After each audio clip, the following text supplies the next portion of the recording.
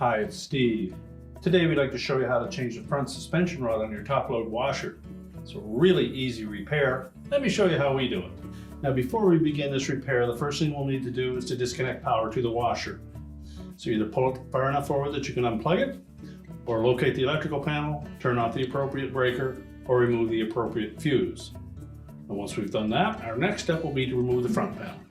So to remove the front panel, we're going to take a stiff putty knife, and we'll come in about 4 inches from either edge, go into this gap between the front panel and the main top, and we'll make contact with a spring clip.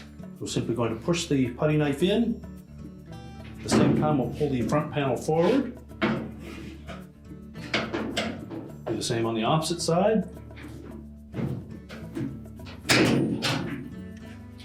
Just tilt that panel down a bit and lift it away from the two support brackets on the bottom.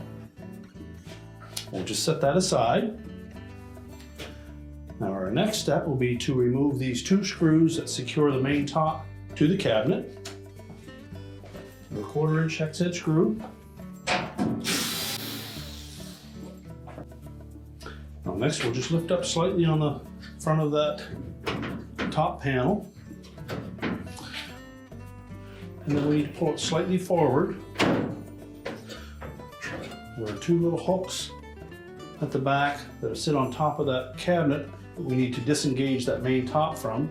So once we popped it up far enough, we can pull it back just slightly.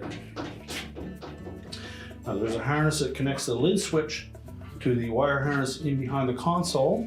And normally you pull that out far enough that you can access that connector. Just squeeze the two release tabs and remove it. If there's not enough length to pull that harness out, you can remove screws across the top of that control panel and lift that out of the way. So we'll go ahead and do that.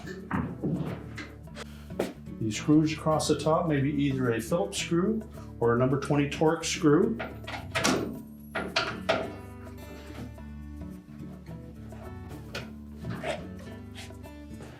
With the screws removed, just lift the console up and out of the way.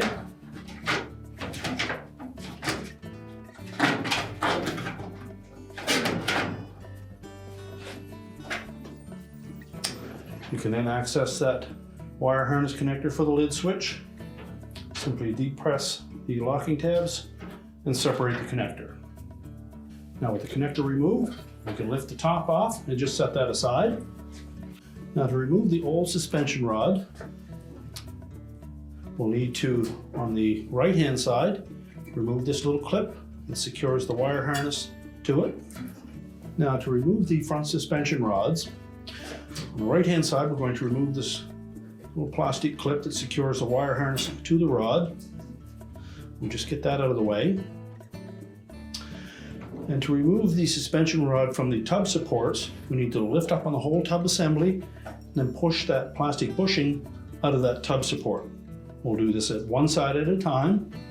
So lift up sharply on the tub, push that bushing down and out, slide the suspension rod out of the notch.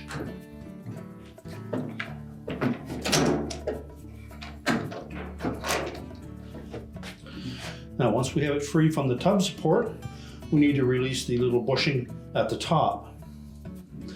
Now if we look at that, there are two little notches on the top that line up with some plastic tabs. We need to depress those tabs from the underneath side and then push that bushing up through. You may be able to do that with your hands, or you may use a flat blade screwdriver to assist you. So take our flat blade screwdriver, just depress that little plastic tab. At the same time, pop that little bushing up through the main top. Do the same with the second one.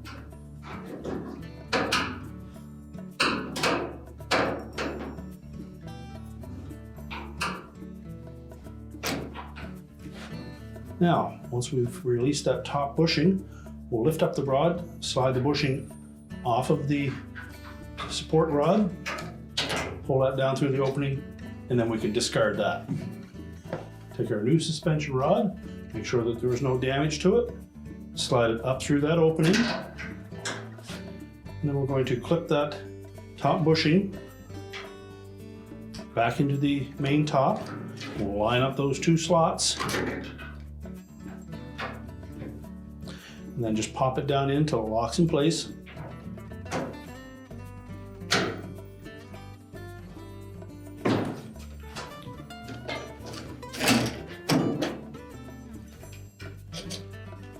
And we're going to lift up on that tub.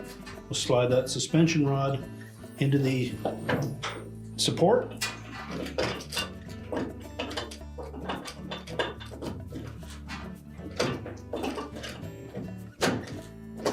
Line up that bushing and then press the tub down into place so the bushing locks. We'll then take our wire harness retainer, clip that back to the support rod, and then we can repeat that procedure on the left-hand side. Now when reinstalling the front panel, we want to make sure that the slotted holes in the bottom of the panel sit down over these two support brackets on the frame. Then we're going to line up these plastic tabs on the front edge of the cabinet with the round holes on the back side of the front panel. And as well, there's one metal tab that fits into this grounding point as well. So make sure that those all line up. You may need to flex either the cabinet or the front panel.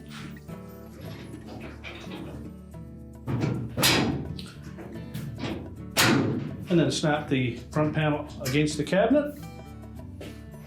And now we're ready to push the washer back into position. We're now ready to push the washer back into place, reconnect the power, and your repair is complete.